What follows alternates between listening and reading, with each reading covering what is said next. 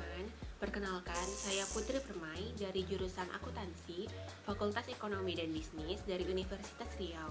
Pada video ini, saya akan menjelaskan tentang survei yang telah saya lakukan beberapa hari yang lalu, yaitu tentang efektivitas pembelajaran jarak jauh pada masa pandemi COVID-19.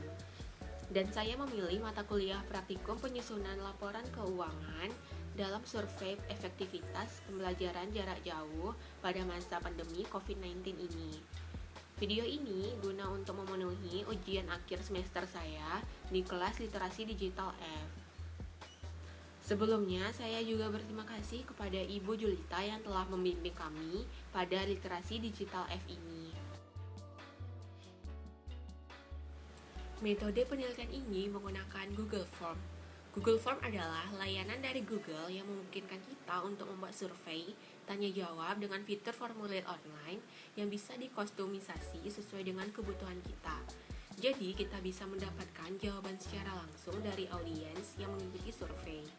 Berikut beberapa pertanyaan yang saya tanyakan pada survei ini.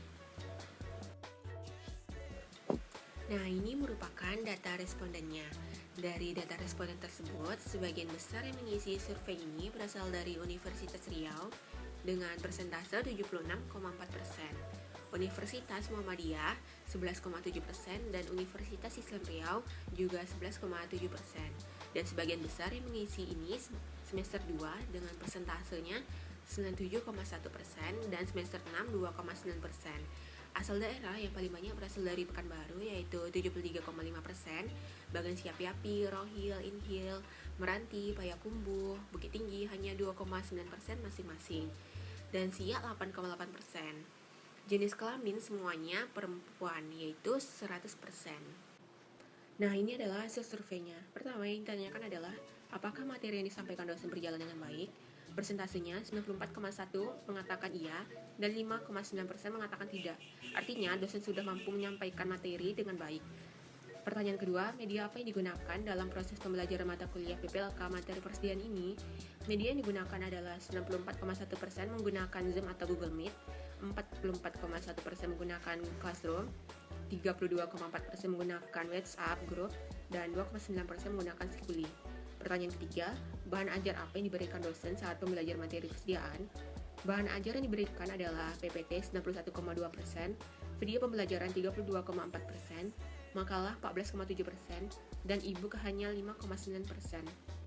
4. Metode pembelajaran seperti apa yang dilakukan dosen mata kuliah PPLK selama pembelajaran? Metode yang digunakan dosen sebagian besar menjelaskan dari Zoom atau Google Meet 94,1%, membagi beberapa kelompok dan hanya memberi materi di WhatsApp Group atau di Classroom hanya 11,8%. 5. Berapa persen tingkat pemahaman Anda terhadap materi persediaan yang disampaikan dosen selama pembelajaran? Tingkat pemahaman mahasiswa 50-70%, persentasenya 76%. Kurang dari 50%, persentasenya 15%, dan lebih dari 70%, persentasenya 9%. Artinya, mahasiswa cukup paham dengan materi yang disampaikan oleh dosen tersebut. Yang keenam yang saya tanyakan adalah, apa saja kendala yang Anda alami selama pembelajaran daring pada mata kuliah PPLK ini?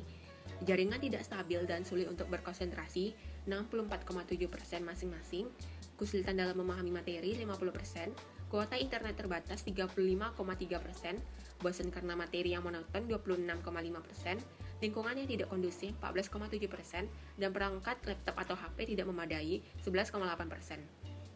Yang ketujuh, apa sistem pembelajaran yang Anda sukai agar dapat lebih memahami pembelajaran ini? Sebagian besar mahasiswa memilih offline dengan 77% dan offline hanya presentasinya itu 23% saja.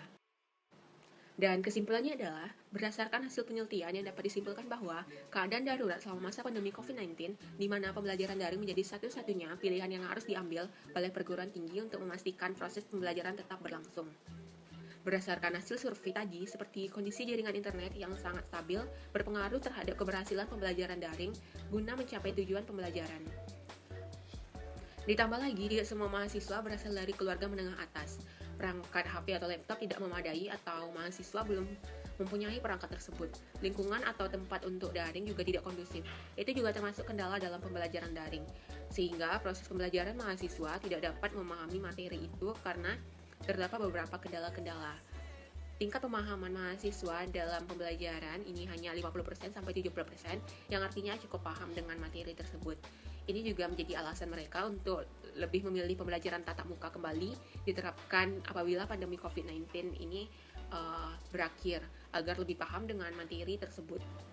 Sekian dari saya, apabila ada kekurangan mohon dimaafkan. Assalamualaikum warahmatullahi wabarakatuh.